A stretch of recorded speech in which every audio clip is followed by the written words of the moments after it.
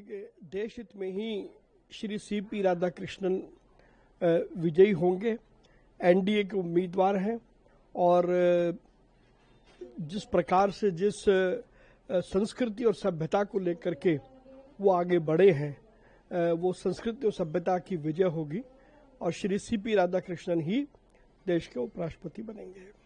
Sir, प्रधानमंत्री नरेंद्र मोदी पंजाब और हिमाचल प्रदेश जाएंगे और प्रधानमंत्री पीएम ने बोला है कि अब तक राहत पैकेज कोई घोषित नहीं किया गया है, पर जल्द ही प्रधानमंत्री दौरे के बाद ऐसी कुछ उम्मीद भी है। यही प्रधानमंत्री जी की संवेदनशीलता है कि वो समावेशी विकास की ओर देखते हैं।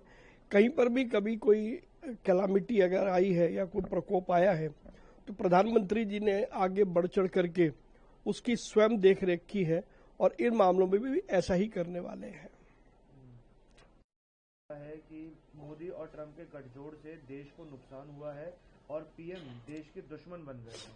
देखिए, खड़गे जी को शायद समझ नहीं है कि वैश्विक विषयों पर किस तरीके से डील किया जाता है, तो इस कारण से वो इतना हल्का बयान दे रहे हैं। कम से कम उन जैसे वरिष्ठ व्यक्ति से इस प्रकार के बयान की उम्मीद कम है।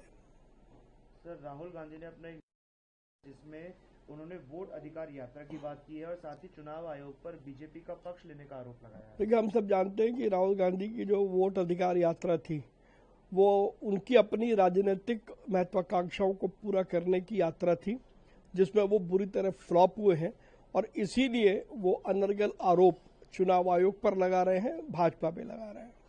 सर, कांग्रेस की शिकायत करने आए कुछ किसानों से कहा जाओ मोदी और शाह से कहो। इससे ही पता लगता है कि कांग्रेस की संस्कृति क्या है, हाथी के दांत दिखाने की ओर, खाने की ओर। एक तरफ तो कांग्रेस किसानों की हमदर्द बनती है और दूसरी तरफ कांग्रेस के अध्यक्ष इस प्रकार से लताड़ते हैं किसानों को। ये साफ पता लगता है कांग्रेस की वास्तविक असलियत क्या है।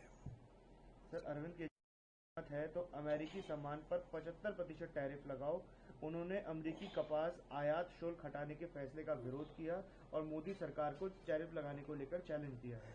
देखिए, प्रधानमंत्री नरेंद्र मोदी जी को किसी की सलाह की आवश्यकता नहीं है। हम जानते हैं कि मोदी जी सही समय पर सही निर्णय लेते हैं, तो अरविंद केजरीवाल जी अपना आधा अधूरा ज्ञान न दे तो ज्यादा बेहतर है।